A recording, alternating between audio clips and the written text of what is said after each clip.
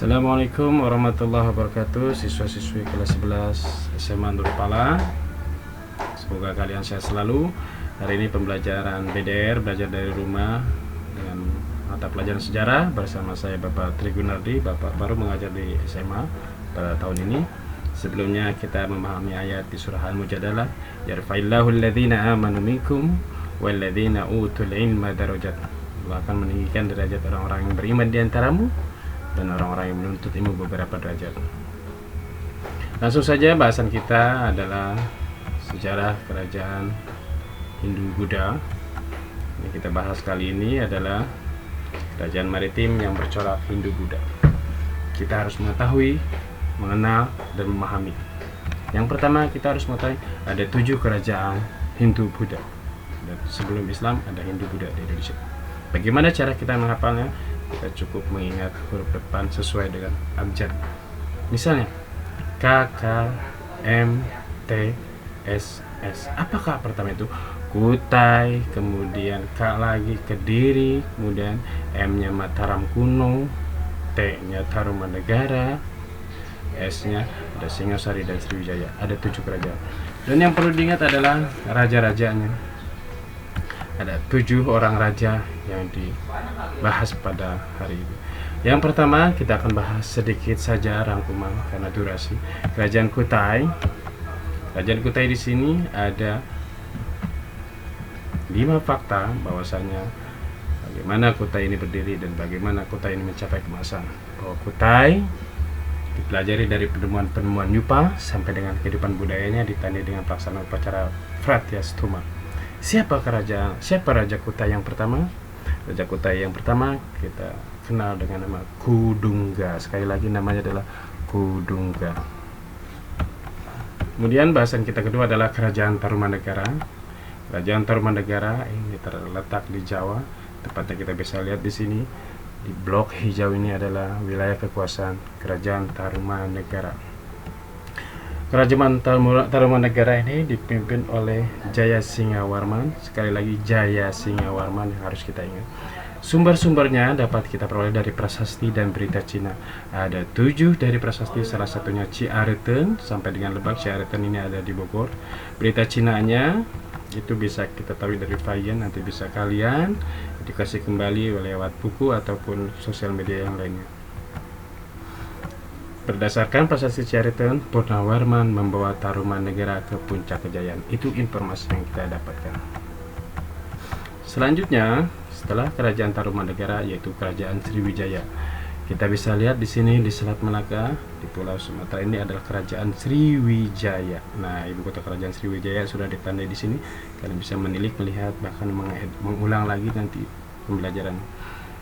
Yang harus kita ingat adalah bahwasanya kerajaan Buddha terbesar di Indonesia adalah Kerajaan Sriwijaya. Seorang rajanya atau raja pertamanya itu Dapuntahyang Srijayanasa. Pak, susah sekali namanya. Cukup Dapuntahyang. Mencapai masa keemasannya pada masa pemerintahan Raja Bala Putra Dewa. Ada masa keemasan, nanti juga pasti ada masa kemunduran. Itulah yang nanti akan kita pahami. Bagaimana aplikasinya ke kehidupan kita. Selanjutnya, Kerajaan Sriwijaya ini ada aktivitas perekonomiannya di Selat Malaka. Kita lihat di sini Selat Malaka. Kemudian beberapa peninggalannya yaitu Muaro Jambi, Candi Muara Takus, dan Candi Biaro Bahar. Selanjutnya Kerajaan Mataram kuno. Kerajaan Mataram kuno, raja pertama yaitu Ratu Sanjaya. Dan dia dibagi ke dalam 2 dinasti, yaitu dinasti Sanjaya dan yang kedua adalah dinasti Sailendra. Sanjaya ini pada masa Hindu, Sailendra pada Buddha. Yang uniknya adalah kedua Mataram ini menjunjung tinggi toleransi. Nah, ini yang harus kita gali, harus kita terapkan dalam kehidupan kita sehari-hari. Di sini ada pernyataan sekitar abad 10. Abad 10 itu ingat, satu abad adalah 100 tahun. Dari 0 sampai 1 yaitu abad 1. Sedangkan abad 10 adalah 900 sampai 1000. Kemudian selanjutnya, setelah Mataram kuno, yang kita akan pelajari adalah Kerajaan Kediri. Kerajaan Kediri ini dipimpin oleh Sri Jayawarsa Dijaya. Sriwijaya Jayawarsa Srijayawarsa yang kita harus. Ada beberapa hal penting. Yang pertama, akhir kekuasaan Raja Airlangga, Panjalu Jenggala. Kemudian Airlangga, kedua kerajaan tersebut mengalami perang saudara. Ini sebabnya perang saudara. Dan ini adalah semua pernyataan-pernyataan tentang bagaimana proses kerajaan Kediri mengalami yang namanya pertumbuhan, masa keemasan sampai dengan masa kemunduran kerajaan Kediri. Dan selanjutnya yaitu kerajaan Singosari. Wah, luar biasa kalau kita bahas satu-satu.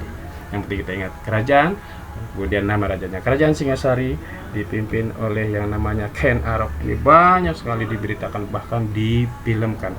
Kerajaan Singosari ini dipimpin oleh Ken Arok pada tahun 1222, yaitu pada awal abad ke-13.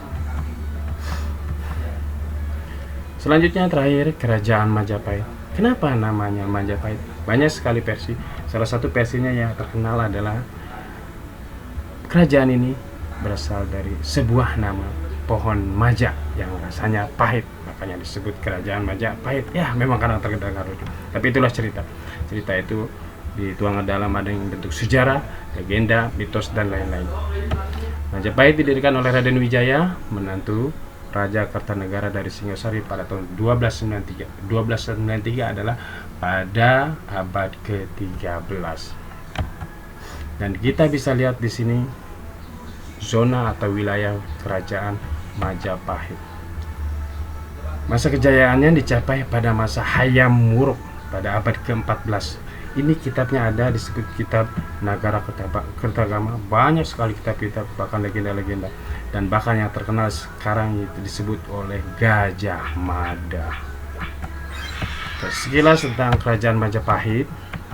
Dan itulah sekilas tentang kerajaan yang bercorak Hindu-Buddha. Yang perlu kita terapkan adalah, yang pertama, kita harus bisa menanamkan semangat gigih bagaimana sebuah kerajaan itu berdiri, dan kita bisa mengevaluasi kenapa kerajaan itu bisa mundur atau hancur. Tugas kalian adalah cukup menulis yang namanya hal-hal penting, rangkuman penting dalam kerajaan-kerajaan yang bercorak Hindu-Buddha. Nanti kita akan bertemu lagi apa sih sosial ekonomi di dalam kerajaan tersebut. Bahkan kita bertemu lagi nanti kerajaan-kerajaan Islam yang ada di Indonesia. Fastabiqul khairat, berlomba-lomba dalam kebaikan. Akhirul kalam, assalamualaikum warahmatullahi wabarakatuh.